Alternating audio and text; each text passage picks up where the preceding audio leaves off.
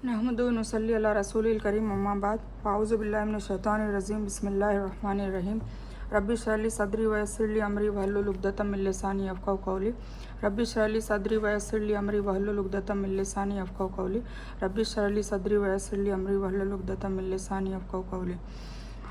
अस्सलामु अलैकुम रहमतुल्लाहि व बरकातुहू। हमने कल सूरह अल बकर की पारा नंबर 1 में सूरह अल बकर सूरत नंबर 2 उसमें 48 आयत तक हमने कवर किया था। अब हम आगे बढ़ते हैं।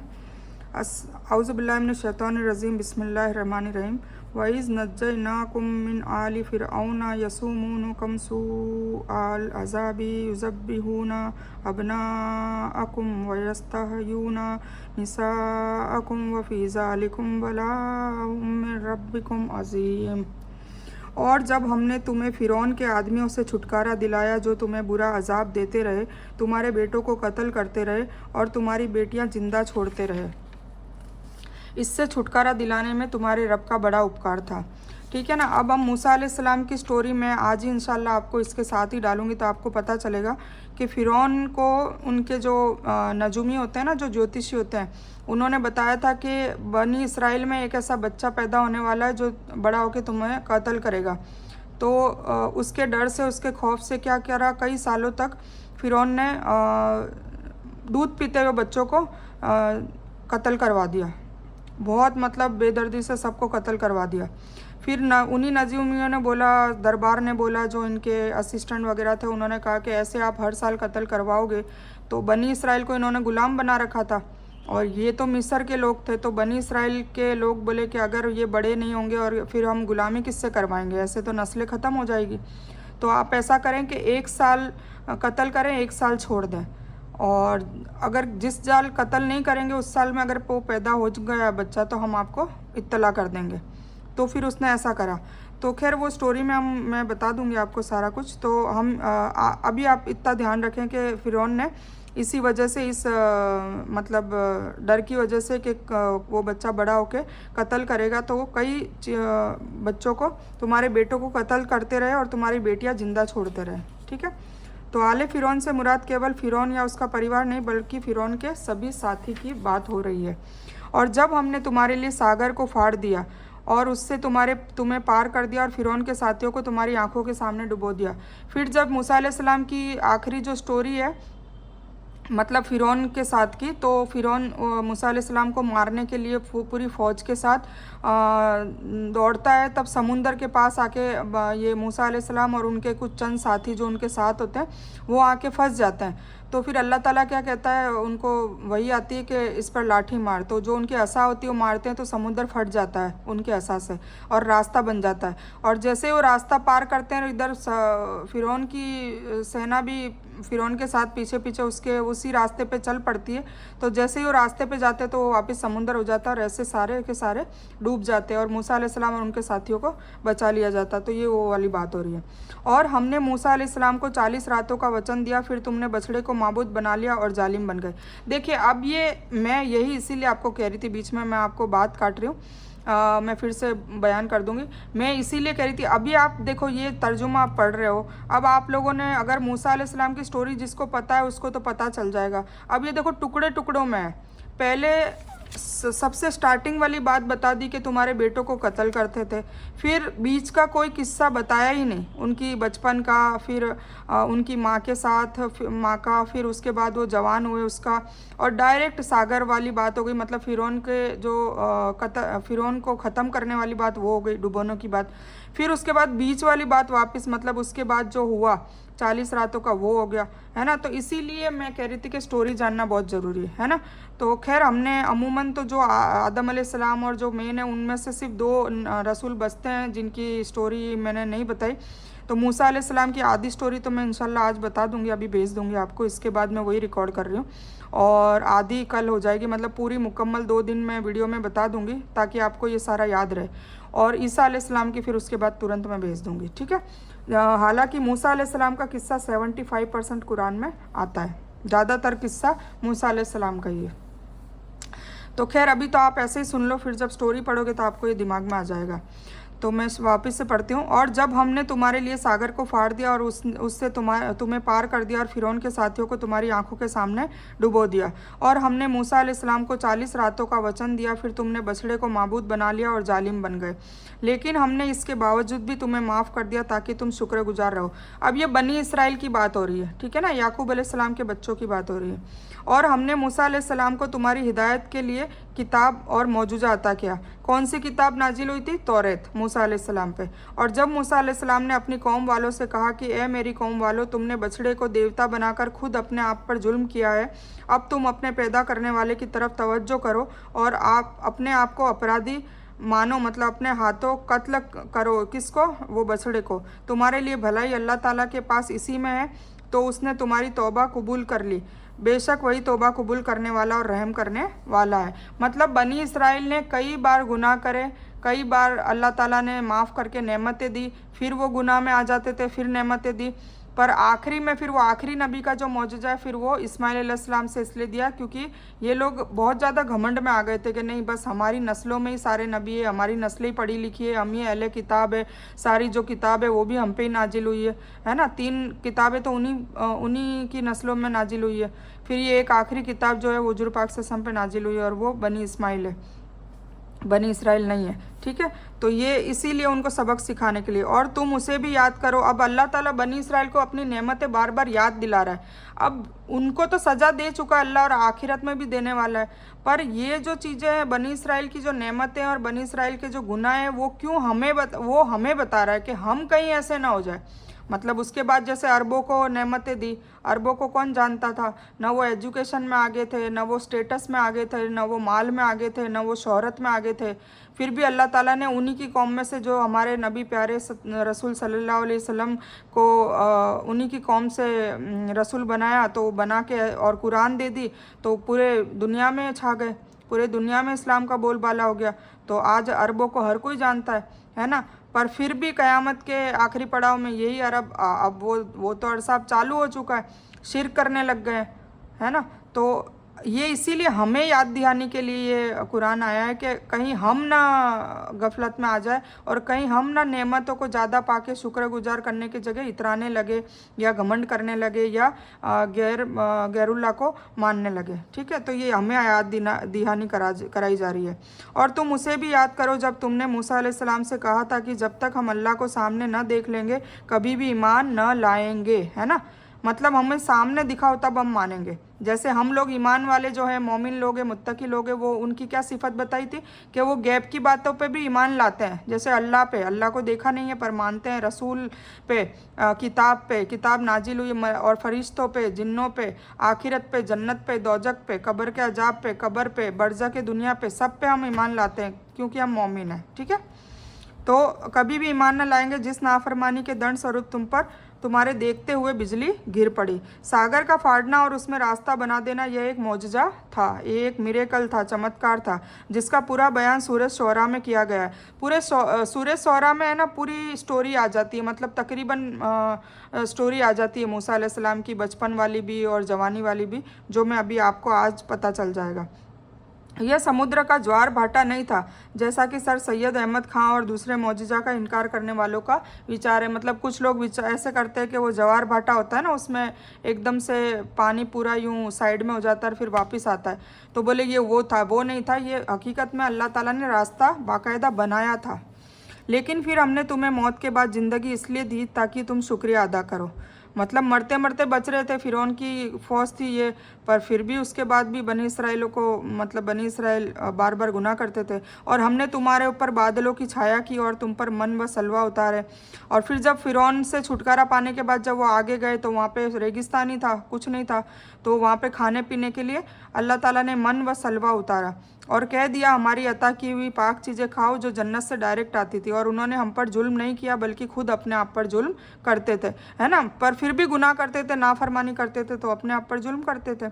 और हमने तुमसे कहा कि इस बस्ती में जाओ और जो कुछ जहाँ कहीं से भी चाहो जी भरकर खाओ पियो और दरवाजे में से सिर झुकाए हुए दाखिल हो और मुँह से कहो कि हम माफ़ी चाहते हैं, हम तुम्हारी गलतियों को माफ़ कर देंगे और भलाई करने वालों को और ज़्यादा अता करेंगे। मतलब उसके बाद फिर इन्होंने बछड़े का वो पूजा पाठ चालू कर दिया। तो उसके बाद की बात बताई जा रही है कि चलो हम तो आपकी माफ़ी मान लेते हैं, अब तुम भलाई के रास्ते पे चलो। फिर उन जालिमों ने यह बात तो उनसे कही गई बदल डाली, हमने भी उन जालिमों पर उनकी नाफरमानी की वजह से आकाश से अजाब उतारा।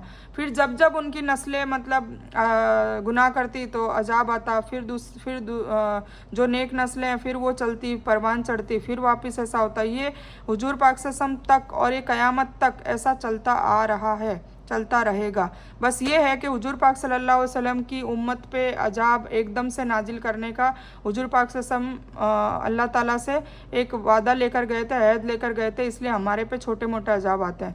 एकदम से पूरी कौम को नस्ते नाबूद नहीं किया जाता, क्योंकि ये आखिरी कौम है, आखिरी कौम है, इसलिए ये तो क़यामत में ही सब ख़त्म होंगे एक साथ। ठीक है। मन और सलवा जो खाने के लिए ऊपर से आता था, तो ये बताया जा रहा है मन कैसा था। मन था कुछ के पास तुरंजबीन है और ओस जो पेड़ या पत्थर पर गिरती तो शहद की तरह मीठी हो जाती, मतलब वो मीठा था हलवे जैसा, और सूख कर गोंद की तरह हो जाती। कुछ के नज़दीक शहद की तरह मीठा पानी है। ठीक है ना, तो हमें इस पर बहस नहीं करनी है। कुंभी मन की तरह है, कुंभी उगती है ना वो, बुखारी मुस्लिम में इसकी हदीस है। और सलवा जो है वो बटेर या एक तरह की चिड़िया थी जो जीबा करके खा लेते थे, ये फतहुल कदीर में है। उस बस्ती से मुराद ज़्यादातर मुफस्सिरों के नज़दीक बैतुल मुक़द्दस है, मतलब अक्सा मस्जिद के आसपास के लोग। सजदा से मुराद कुछ लोगों ने झुकते हुए दाखिल होने से लिया है और कुछ ने शुक्रिया जो सजदा ही माना है। मुराद यह है कि अल्लाह के सामने शुक्रिया अदा करते रहो और आजीज़ी जाहिर करते हुए दाखिल हो। फिर इसका मतलब है हमारे गुनाहों को माफ़ कर दे। ठीक है। ये आकाश से अजाब क्या था? कुछ के नज़दीक अल्लाह का गुस्सा, अधिक धुंध और प्लेग था। मतलब जैसे ये अभी अपने कोरोना आया, इसी तरह प्लेग एक पैराडेमिक ये डिजीज़ थी जो कईयों को लेगी, चूहों के ज़रिए से वो आई थी। जैसे हमारा जो कोरोना था वो वायरस के ज़रिए से आया था, तो ये प्लेग था। इसका आखिरी मतलब का पक्ष हदीस से हासिल होता है। फिर आगे मज़ीद क्या है कि और जब मूसा अलैहिस्सलाम ने अपनी जाति के लिए पानी मांगा तो हमने कहा कि अपनी लाठी पत्थर पर मारो जिससे 12 चश्मे फूट पड़ेंगे। हर गिरोह ने अपना चश्मा पहचान लिया और हमने कह दिया कि अल्लाह ताला का अता किया हुआ अनाज खाओ पियो और धरती पर फसाद फैलाते न फिरो। ठीक है। और जब तुमने कहा कि हे मूसा अलैहिस्सलाम, हमसे एक ही तरह का खाना खाने पर सब्र नहीं हो सकेगा, इसीलिए अपने रब से दुआ कीजिए कि वह हमें धरती पर पैदा साग, ककड़ी, गेहूँ, मसूर और प्याज दे। आपने कहा कि उम्दा चीज़ के बदले हकीर चीज़ क्यों मांगते हो? अच्छा, शहर में जाओ और वहाँ पर तुम्हें तुम्हारी पसंद की ये सभी चीज़ें मिलेंगी। उन पर जिल्लत और गरीबी डाल दी गई और वे अल्लाह का अजाब लेकर लौटे। यह इसलिए कि वे अल्लाह की आयतों को नहीं मानते थे और नबियों का नाहक कत्ल करते थे। यह उनकी जातियों का नतीजा था। ये सब बनी इसराइल में ये सब कमियां पाई गई और ये सब गुनाह करते रहे। अब जब मन सलवा ऊपर से आता था तो ये वो खाना बोले कि हम बार बार नहीं खाएंगे, तो फिर हमें तो गेहूँ, ककड़ी, मसूर, प्याज और ऐसी सब चीज़ें। तो अल्लाह ने फिर उनको हकीर चीज़ मांगी, तो फिर हकीर टाइप की लोग बना दिया और शहर में बोले जाओ और ये चीज़ें मिलेगी। ठीक है।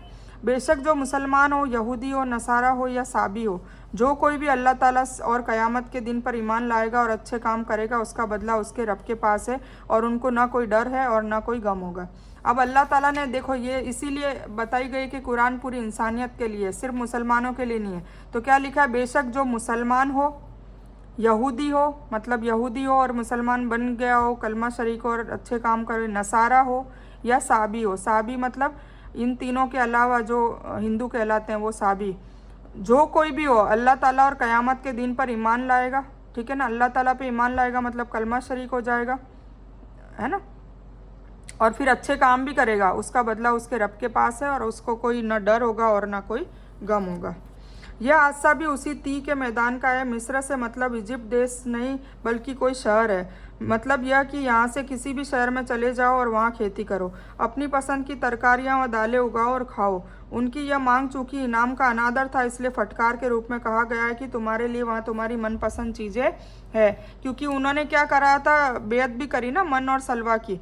जो पका पकाया आता था मन और सलवा ऊपर से आता था, इतनी अच्छी ग़िज़ा जो जन्नत में से आती थी, तो उन्होंने उसको मना करके और हल्की चीज़ें मांगी, ये ककड़ी, टमाटर और ये साग सब्जियाँ।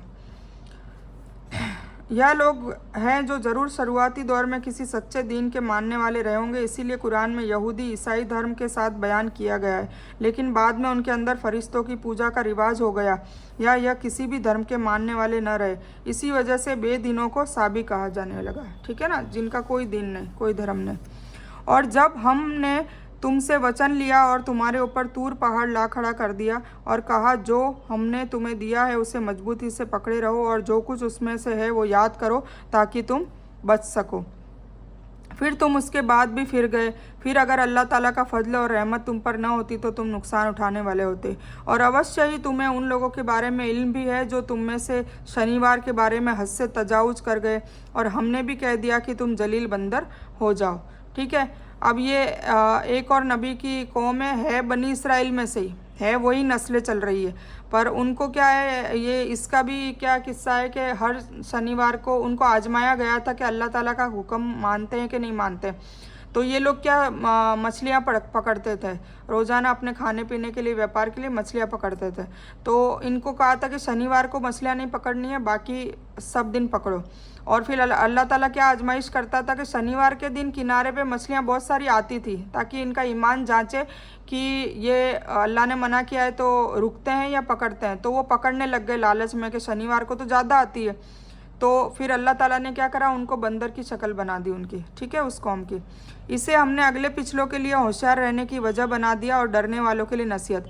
अब उनको जो सज़ा दी है तो उससे हमें सबक सीखना चाहिए और उनके भी बाद से आने वाली नस्लों को सीखना चाहिए और डरना चाहिए कि भाई अगर हम अल्लाह ताला की बात न मानेंगे तो हमारे पे भी ऐसा कोई अजाब आ जाएगा। तो इसीलिए बताया जा रहा है कि हमें अगले पिछलों के लिए होशियार रहने की वजह बना दिया, मतलब अगली कौम पिछली कौम, ताकि डरने वालों के लिए नसीहत, जो डरेगा उसके लिए नसीहत है कि नहीं नहीं अल्लाह को नाराज़ नहीं करना है, अल्लाह की नाफरमानी कभी नहीं करनी है।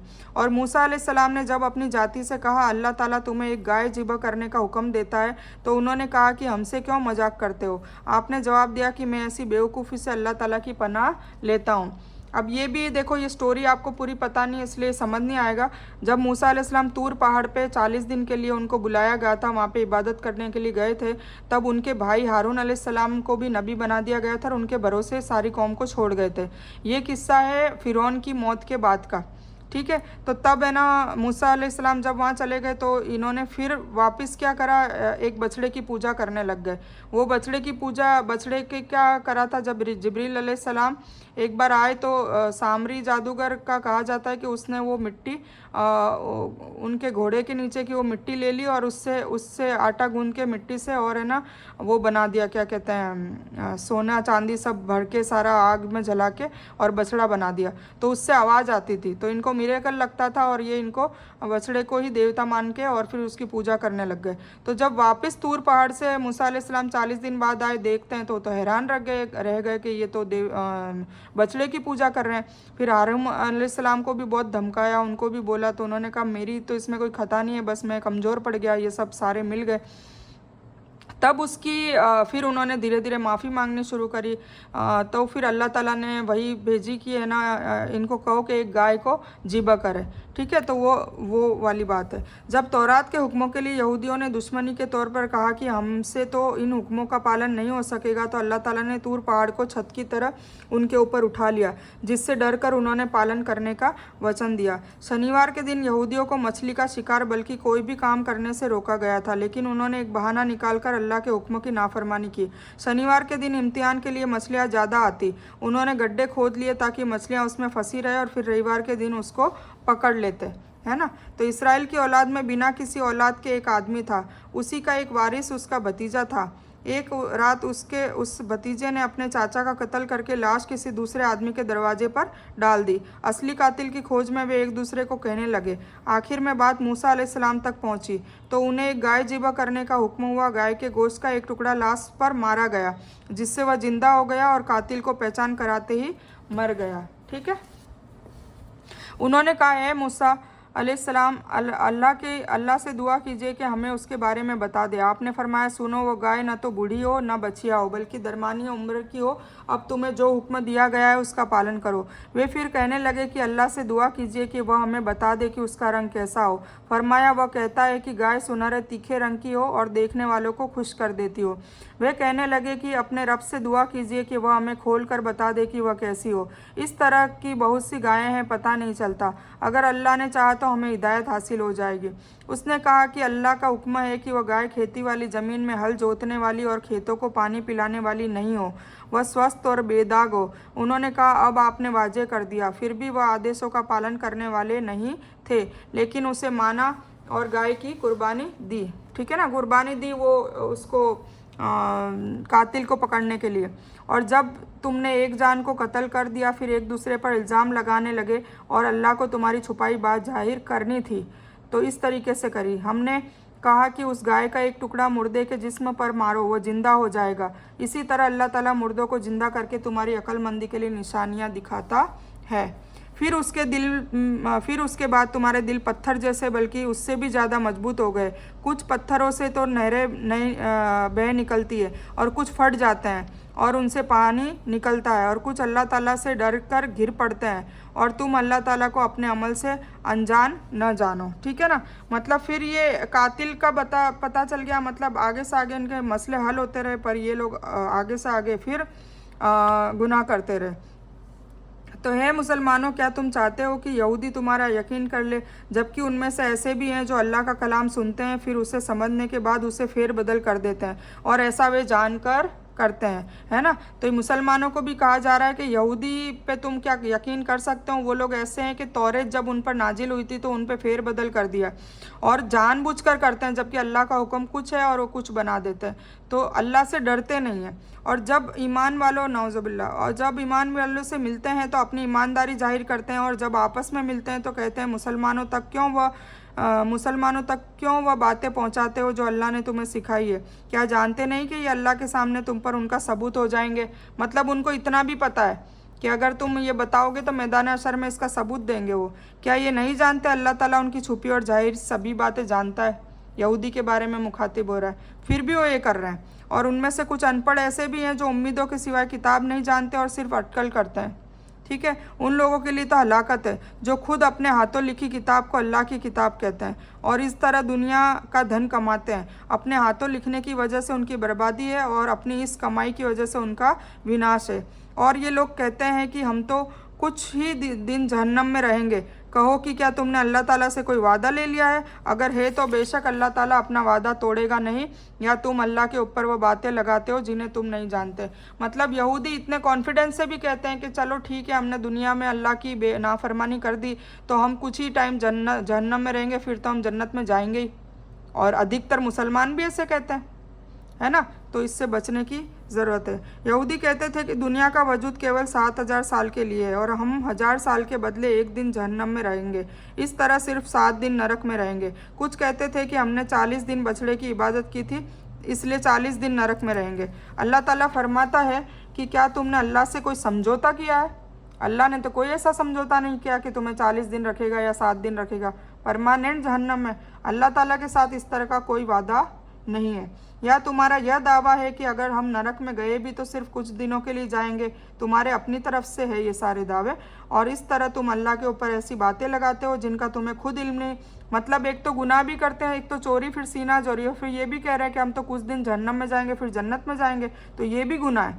तो आगे अल्लाह ताला अपना वह कानून बयान कर रहा है जिसके आधार पर क़यामत के दिन वह नेकी करने वाले और बुरों को उनकी नेकी और बुरों को बुरे काम की सज़ा दे देगा और नेकी करने वालों को नेकी का अज़र दे देगा। ठीक है, तो हम यहाँ 80 तक ही करते हैं।